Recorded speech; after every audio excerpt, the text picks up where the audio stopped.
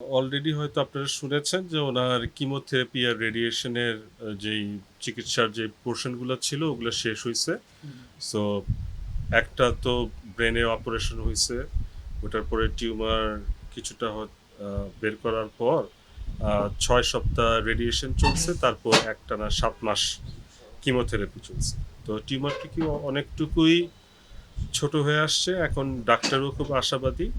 তো এখান থেকে ১২ তারিখ চলে যাবে। যাওয়ার পর তার চিকিৎসার ২য় ধাপ শুরু হবে, যেটা আপনার ইমিউনোথেরাপি বলে। ওই ট্রিটমেন্টটা তার শুরু হবে। প্রথমত তো হলো গিয়ে বাংলাদেশে যখন ফার্স্ট তাকে দেখানো হলো, মানে তার টিউমারটা আসলে এমন একটা জটিল জায়গায় যেখানে কোনো ডাক্তারই অপারেশন করতে অনিচ্ছুক। ওখানে ডাক্তাররাও প্রথমে একটু অনিচ্ছা প্রকাশ করেছিল, কিন্তু তারপরও তারা রিস্ক নিয়ে যতটুকু সম্ভব জিনিসটা করেছে। আর আপনার মানে ইকুইপমেন্ট ওয়াইজও তাদের ফ্যাসিলিটিও আমাদের দেশের থেকে অনেক বেশি আছে। কারণ দেখা গেছে যে এই ধরনের ট্রিটমেন্টে যেই জিনিসগুলো লাগে ওদের ওখানেই তো উদ্ভাবন করা হয় প্রথমে। তো সেটা একটা সুবিধা পাওয়া গেছে যে মানে একদম উন্নত মানের একদম লেটেস্ট টেকনোলজি এখন যে রেডিয়েশনের তরফই বলুন, যদি দেখি আমরা মানে যে ধরনের রেডিয়েশন তাকে দেওয়া হয়েছে, যেটা একদম ব্রেনকে স্ক্যান করে শুধুমাত্র ওই টিউমারকেই টার্গেট করে মানে রেডিয়েশনটা দেওয়া হয়, যাতে করে শরীরে বাকি অংশে কোনো প্রভাব না পড়ে। সেটাও মানে তার বয়সটাকে চিন্তা করেও আমরা ওইভাবেই আগেইছিলাম। তো ওই সুবিধাগুলো ওখানে পাওয়া গেছে। শুটিংয়ের দিন তো উনি অনেক আগেই ওখান থেকে অনেকটুকু মানে সরে এসে নিরাপদ সড়ক, হ্যাঁ নিরাপদ সড়ক চায়ের প্রতি তার সবচেয়ে বেশি সে মিস করতো এই অফিস এবং এই নিরাপদ সড়ক চাই সংগঠনটাকেই বেশি মিস করতো। এবং তার যে আরও এটাকে মানে মানে নিরাপদ সড়ক বাস্তবায়নের জন্য যে আরও কত কাজ তার করার ছিল, সে ওটাকেই মানে বেশি মিস করছে। এবং সবসময় এই জিনিসটাই জিজ্ঞেস করতে হতো সংগঠনটা কীভাবে চলতেছে। নিরাপদ সড়ক চাই নিয়ে নতুন কোনো স্বপ্নের কথা কি বলেছেন? কোনো কার্যক্রম তো চলমান আছে। হ্যাঁ বলে দিয়েছে। হ্যাঁ, মানে কি স্বপ্ন আছে আসলে? ওই যে নিরাপদ সড়ক বাস্তবায়ন, এটাই তো তার স্বপ্ন। এই স্বপ্নটাই আগে বাস্তবায়ন হোক, তারপর তো নতুন স্বপ্ন দেখবে। আসলে যেটা এতক্ষণ ধরে মানে হয়তো শুনছেন যে আসলে তো মেন স্বপ্নটাই হলো নিরাপদ সড়ক নিয়ে।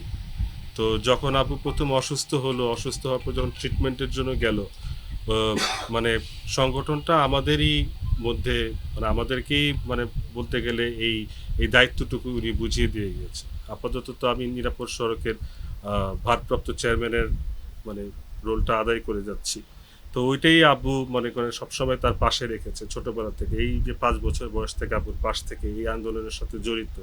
প্রত্যেকটা মিছিল, মিটিং, ট্রেনিং বলেন, ইভেন আব্বুর সাথে প্রত্যেকটা সরকারি মিটিং টিটিং অ্যাটেন্ড করা কি হচ্ছে, এবং সবসময় আমাকে মানে ওভাবে করেই বলা যে যে সড়ক নিয়ে কোথায় কি কাজ হচ্ছে। মনে করেন ইংল্যান্ডের আইর্যাপের ওই রোড স্টার ম্যাপিং থেকে শুরু করে আপনার সেফ সিস্টেম অ্যাপ্রোচের ট্রেনিং ইন্ডিয়া থেকে নিয়ে আসা পর্যন্ত সবসময় এগুলোই আব্বুর মাথায় ছিল যে এগুলোর ব্যাপারে জানো কি করতে হবে, কিভাবে অন্য দেশের যে ভালো অভিজ্ঞতাগুলোকে কিভাবে এই দেশে সাজানো, মানে ছোটবেলা থেকেই আসলে এই দায়িত্বটাকে বুঝিয়ে দেওয়ার জন্যই তৈরি করা।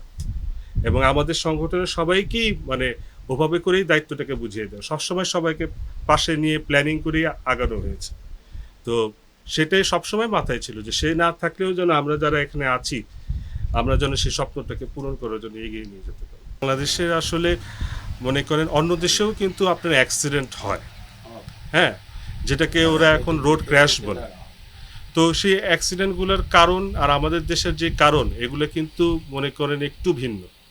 কারণ অন্য দেশে মনে করেন কালচারটাই ডিফারেন্ট। কিছু ড্রাঙ্ক ড্রাইভিংয়ে অ্যাক্সিডেন্ট হয়, কিছু মনে করেন প্রচণ্ড ঝড়, টর্নেডো, হেলস্টর্ম, মানে যেটাকে অ্যাকচুয়ালি অ্যাক্সিডেন্ট, কিন্তু মানুষের যে হিউম্যান এরর যেটা কিংবা মানুষের যে ঠিকমতো নিয়ম না মানার কারণে যে অ্যাক্সিডেন্টটা হয়, সেটাই আমাদের দেশের মানে প্রবণতাটা বেশি। তো স্বপ্ন তো ওইটাই যে আমাদের নিজেদের ভুলের জন্য যেন আর অ্যাক্সিডেন্টটা না হয়। যেদিন এইটা বন্ধ হবে, যেটা মনে করেন অ্যাকচুয়াল অ্যাক্সিডেন্ট যে কিছু করার নেই, যেদিন ওই জায়গায় আমরা বাংলাদেশকে নিয়ে যেতে পারবো, ওই দিনই মনে করবেন যে ইলিয়াস কাঞ্চনের স্বপ্ন পূরণ।